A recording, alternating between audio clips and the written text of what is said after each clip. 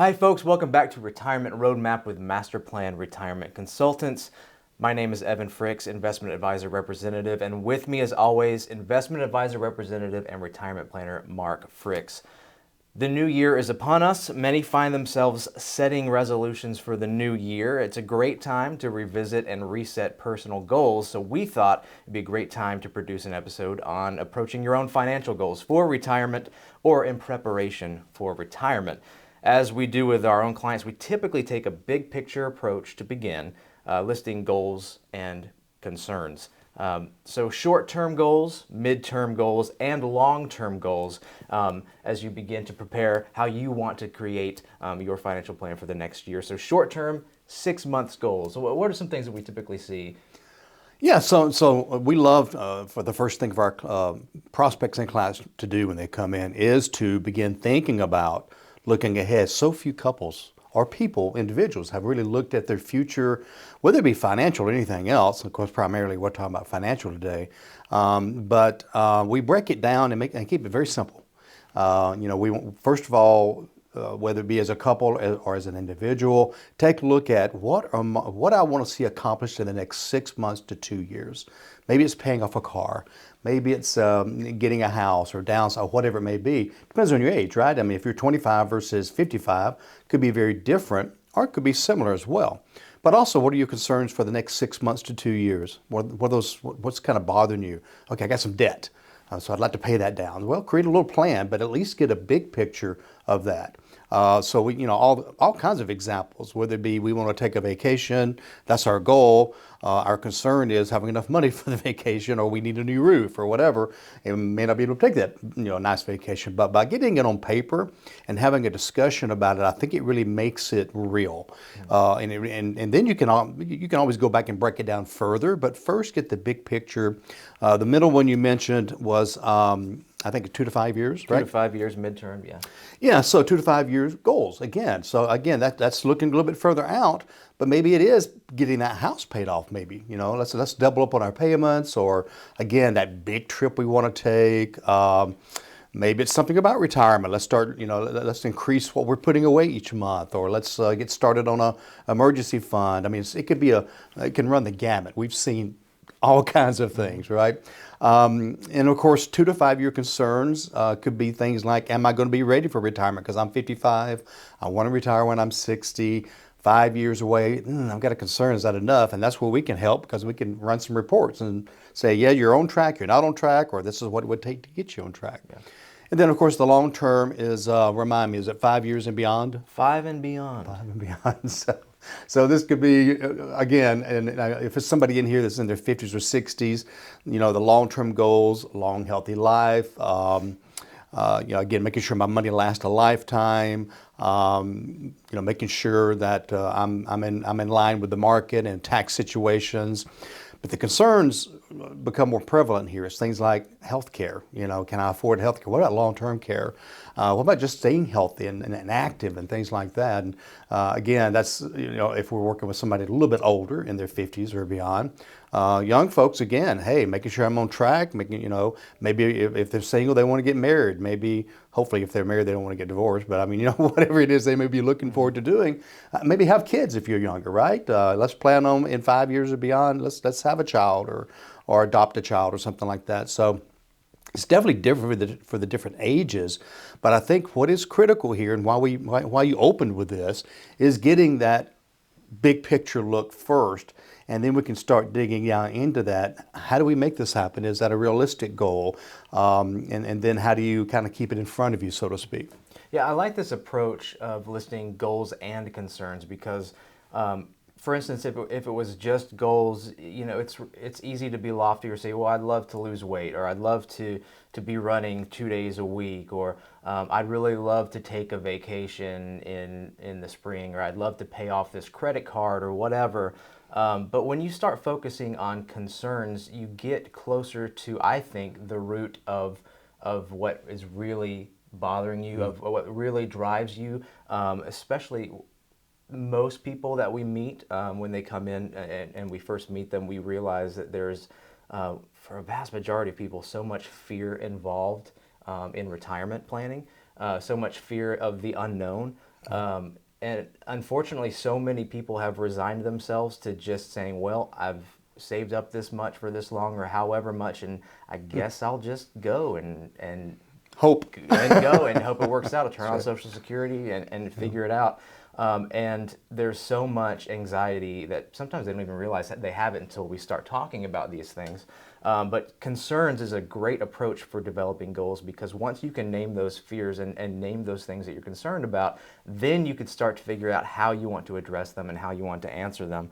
But it really is shocking. And it also makes me really happy of the way that we approach retirement planning in general, is that when we can actually see a difference in people's fear being relieved, and we can actually see when people start to realize that, oh, we can actually do something about this. We can actually know what we're doing. Yeah, until we see that concern, that fear, you can't approach it. You can't solve it. It's one thing to have these hopes and dreams and fairyland and all this wonderful stuff. But if you don't say, hey, I am concerned because I have a history of dementia in my family. So how do we approach that concern? Well, we approach it by building some type of an account that can handle that, or adding a rider to a certain kind of a policy or an account that will provide long-term care in the future without having to pay for a policy. I mean, there's ways to approach that. That's a very specific example, but it's a very common one. Long-term care and long-term health care and things like that. So without knowing, and as folks that have listened to our show or watched us on YouTube before know, one of the things we offer people that give us a call or contact us is a series of reports to take those concerns and say, if this did happen, here's the solution. We go to plan B or plan C or this leg, or we take that leg or that detour or that whatever. And so until we know those concerns, we're just kind of, like you said, hoping and wishing and putting as much money away as you can, but that's not always the solution. Yeah, and if you are married and have a significant other, also it's easy to underestimate, the power of doing this together, because we also find out that a lot of these goals and concerns haven't really been discussed, and they're between different spouses, and they can be very Yeah. different too. So Yeah. it's really important to discuss these with your spouse, especially if you are, personal goals are one thing, and sometimes it helps to have someone who's helps hold you accountable to achieving a personal goal. But financial goals, especially if you are married and your finances are intertwined, you've got to communicate those goals together. It's just so much more powerful when you're both working in the same direction. It's so funny. So many times we'll have a couple sitting there and really, you wanted to do that? Or you're concerned about that? I mean, it's just, and they can be polar opposites. It's okay. Because we want to address both sides of that. They're both individuals. They're going to have different perspectives. But they also, if they care about each other, they want to work toward each other's goals as well. Yeah. And concerns, of course. So. Yeah. So that's kind of a top-down approach to how you could formulate your own goals and concerns, not only personally, but for financial as well, retirement planning. So we're going to start walking through a list of financial items that can help in your preparation for retirement, as well as if you were already in retirement, some things that of concern, kind of listed from most important, or maybe not most important, most immediate, and kind of a rough structure of order. However, this is not the case for everybody. There's not a one-size-fits-all. These are just things for you to consider for your own situation. And probably things we see the most of and sure. things of that, for sure. Yeah. And things that we would also address first, generally in order if we're meeting with someone. But again, it's not a one-size-fits-all, so take it and apply that to your own situation as you will. So first of all, emergency savings, mainly liquid cash backup. Yeah, and there's a lot of different numbers out there. The most common one I hear is you need 6 months of income, and I think that's a good number. Mm-hmm. Okay, I don't necessarily see that if you're retired, because you're not going to lose your job if you're retired. So I don't know if you need that much in a cash position, but certainly if you're working, it's helpful. But there's some couples that really struggle at accomplishing that. And they get $2,000 or $3,000 all saved up, and then the car engine blows up or something, and it's this roller coaster. So I think you don't forego putting money in a retirement account to put everything in an emergency fund. I think there needs to be a balance. Like you said, great point. Every situation is different. But if somebody comes to me and it's a couple or whatever, and they're like, we can only save $200 a month, I say, well, let's do 100 here and 100 there or whatever. But that is critical. It's really important that you have backup money, because you know what happens if you don't have backup money. You need those backup. credit cards come out. Those credit cards come out left and right, and before you know it, you're knee deep in debt, and you've got another problem. Well, that leads us to the second topic, and that is debt strategies. I mean, consumer debt in America is out of control, and it's easy to see why. As Mark just said, we have been trained from a very early age to use credit cards at a drop of a hat, and there are credit card strategies that are very beneficial if you approach them correctly. But on the other hand, you can find yourself not only in tremendous debt, but with tremendous interest rates if it gets away from you as well. So establishing a debt strategy to get out of debt, especially before retirement, can be really important. Now, we also want to make the point to say that there is some debt that could be good debt. Yeah, there's some pundits out there that will say you don't want any debt at all, but if you've got a 2.75% mortgage on a house, Right. That's almost free money, and I'd much rather put my money toward a retirement account that's paying between 6 and 9%, as opposed to. Now, some people are like, I just want my house paid off, and that's fine. Okay, we'll approach it that way. But from a smart standpoint, use that bank money if it's cheap. Now, right now, that's not true, right? But rates will be coming back down next year or two. But if you can get cheap money, but most, credit cards aren't cheap money. Now, you mentioned, hey, I can get 0% interest for a year. Hey, take advantage of it if you're disciplined enough to make sure that thing's paid off in a year. And the other thing about debt too, Evan, is what's gotten a lot of people in trouble the last year is inflation. Yeah.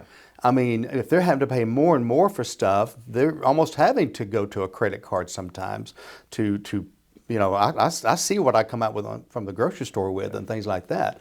And so it's a real problem. Gas higher, everything else. Hopefully that's beginning to cool down some, and hopefully people can start paying toward that debt down a little bit. But just be so careful, because that hole to dig into is really hard to climb out of. Yeah, and we see that often in different situations, but people see a $200,000 mortgage that they have, and then they see a $30,000 car loan that they have, and they immediately want to just throw money at the larger amount. They want to get that down. But like Mark said, what if you have a 2.53% mortgage, but your car loan is at 5% or something? You are losing twice as much money on that car loan. Start chopping down where the interest rates are hitting you the hardest first. And we do have some tools to help folks with that as well. We have some debt pay down. I know you've got a piece that you've used a good bit. Yeah, my wife and I have a couple of spreadsheets we use. One of them is a debt calculator. Yeah. And there's also things online available now. There's some good ones and some ones that are not so good. So ask us if you want a link or two. But it mathematically calculates what's the best one to pay off first. And so it can be really powerful using algorithms. Well, that's something that my wife and I are struggling with right now. Is we've got student loans have picked back up in October. We're working those back into our budget. That's more debt. We have tried to be proactive and pay off when we had extra, even when we had no interest accumulating on those. But it's hard, and that's something that's every American is dealing with, student loans specifically. But in this time when inflation is higher, it seems like taxes are going up. At least property taxes in my area are going up. It seems like there's a lot all at once. So doing nothing will make it worse. But you have to look at it, and you have to actually start making some. And don't let concrete just plans. worry about it. Take action. Action will overshadow worry. Yeah. Quick moment, folks. We want to remind you to go to our website, MasterPlanRetire.com. There you can find multiple retirement resources, links to these episodes, things like that. However, the most important, or at least the most fun, is a button that goes links directly to Mark's calendar, where you can schedule your complimentary consultation with Mark. That's an opportunity for you to share your goals, uncover your concerns, and discuss your own retirement, and have some reports and some illustrations ran for you. Again, that's MasterPlanRetire.com, or you can call us in office 770-980-9262. And by the way, that meeting and all the reports are complimentary. So as a result of you listening to the show or telling your friends or whatever, that's something we love, meeting new folks, listening to the new stories, because everybody has their own story, and running those reports and trying to find some solutions. Yeah.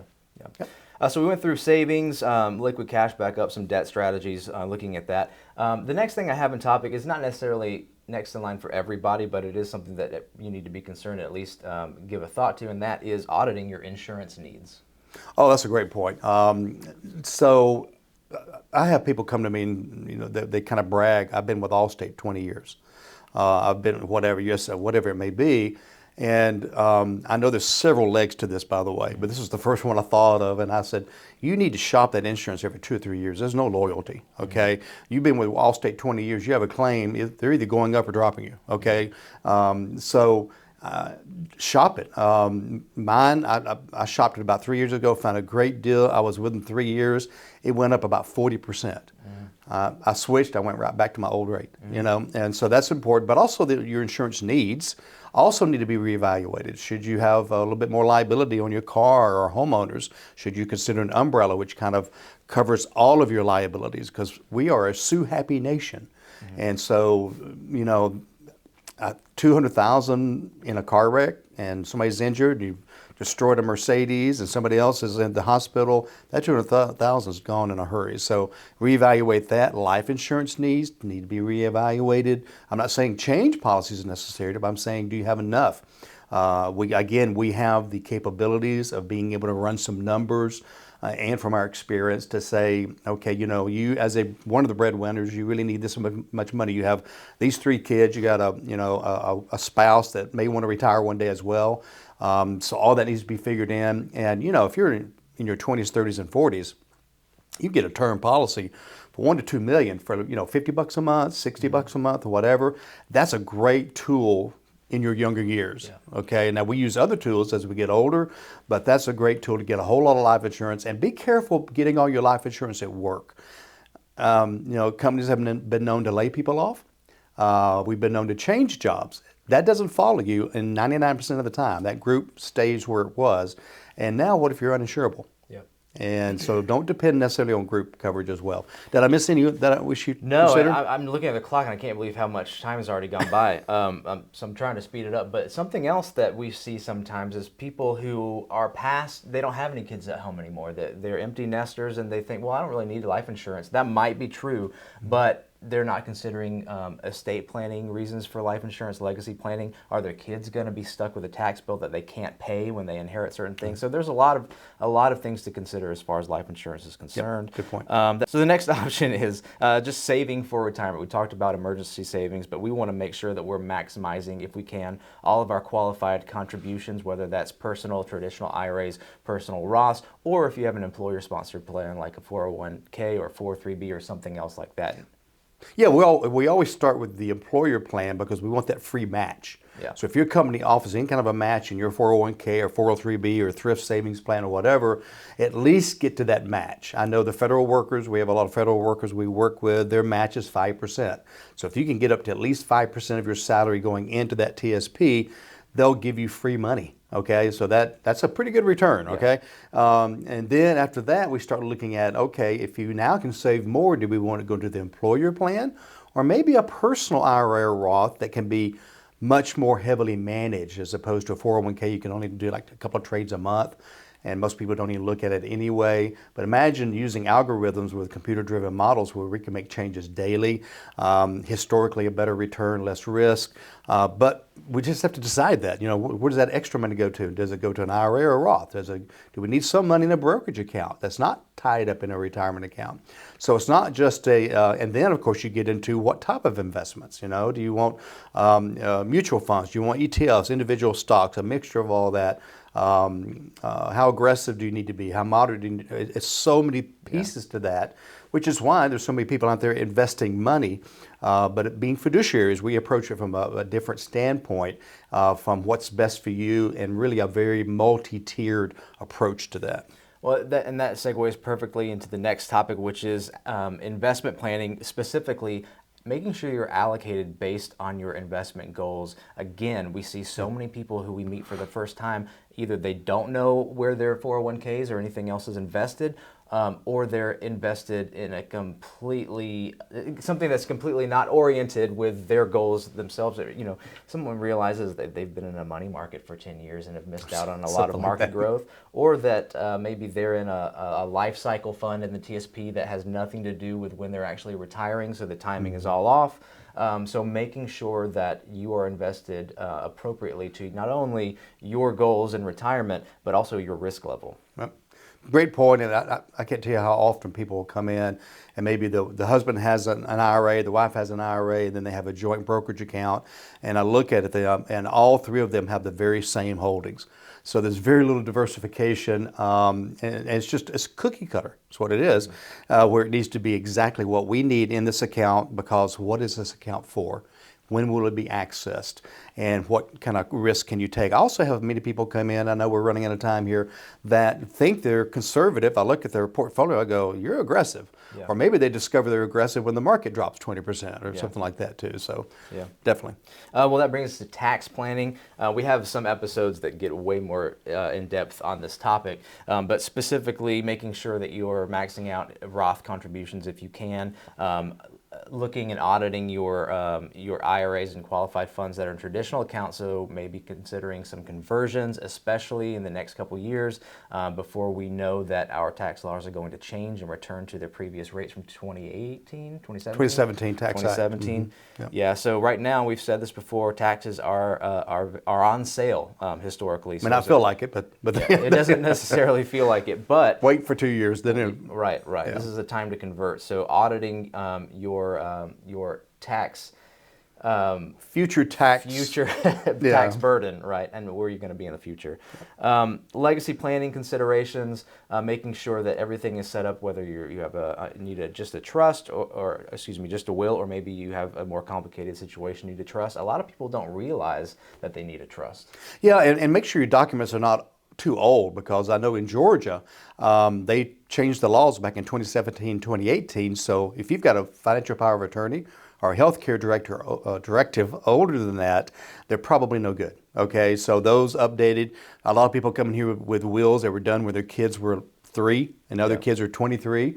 And like you said, a trust can be a very powerful tool. And then make sure it all ties into all of your other stuff, because beneficiaries might need to be changed. Titling might need to be changed. I forgot about the 401k at work. That beneficiary needs changing. There's a lot of pieces, so we can do a beneficiary audit and a document audit and see where you're at with all that. Yeah, and not to sound morbid, but it's not about control from the grave or anything like that. In fact, it's about avoiding chaos, and we see this all the time. I had a conversation with one of our employees yesterday who's dealing with a family member who's got a situation that they're trying to track down a marriage certificate, and she's been married over 50 years, and she's a beneficiary on an account, a 401k that she can't get because they need a marriage certificate. So there's a lot that goes into it. It's not just about control. It's about avoiding chaos. It's also about giving your family members that one last gift, really.